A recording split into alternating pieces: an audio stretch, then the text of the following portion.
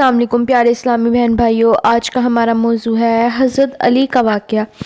ظہور اسلام کے وقت جبکہ حضرت علی کی عمر بہت کم تھی، آپ پڑھنا لکھنا نہیں جانتے تھے، اس لیے ابتدا ہی سے دوسرے صحابہ کی طرح آپ بھی ان حضرت کے تحریری کام انجام دیتے تھے۔ چنانچہ کاتمان وحی میں آپ کا بھی نام ہے اور حضرت صلی اللہ علیہ وآلہ وسلم کی طرف سے جو مکاتب اور فرامین لکھے جاتے تھے ان میں بعض آپ کے دست مبارک کے لکھے ہوئے تھے۔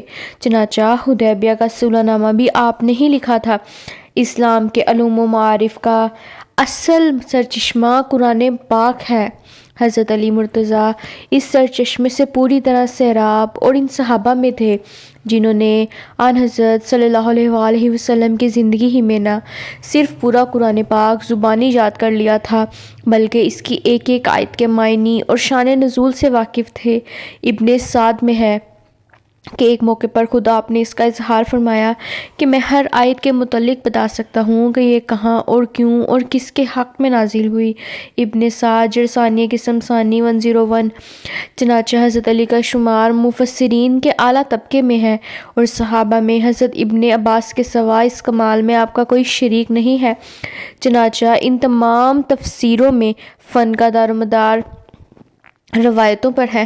مثلاً ابن جریر طبری، ابن ابی حاتم، ابن کثیر وغیرہ میں بکثرت آپ کی روایات سے آیات کی تفسیریں منقول ہیں۔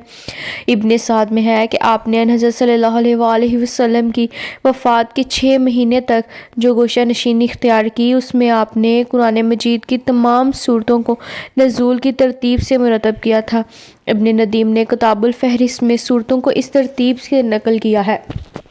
جناب حضرت علی مرتضیٰ نے بچپن سے لے کر وفات نبوی صلی اللہ علیہ وآلہ وسلم تک 30 سال ان حضرت صلی اللہ علیہ وآلہ وسلم کی خدمت اور رفاقت میں بسر کیے، اس لیے آپ اسلام کے احکام و فرائض اور ارشادات نبوی صلی اللہ علیہ وآلہ وسلم کے بہت بڑے عالم تھے۔ پھر تمام اکابر صحابہ میں وفات نبوی صلی اللہ علیہ وآلہ وسلم کے بعد سب سے زیادہ آپ نے عمر پائی۔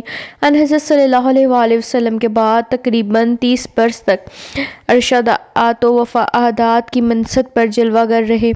فقہ و اجتہاد کے لیے کتاب و سنت، علم کے ساتھ ساتھ سرد فہم دقیقہ سب کی انتقال ذہنی کی بڑی ضرورت ہے اور حضرت علی کو یہ کمالات خدا داد حاصل تھے۔ مشکل سے مشکل اور پیچیدہ سے پیچیدہ مسائل کی تہ تک آپ کی نقطہ رس نگاہ آسانی سے پہنچ جاتی تھی۔ یمن میں آپ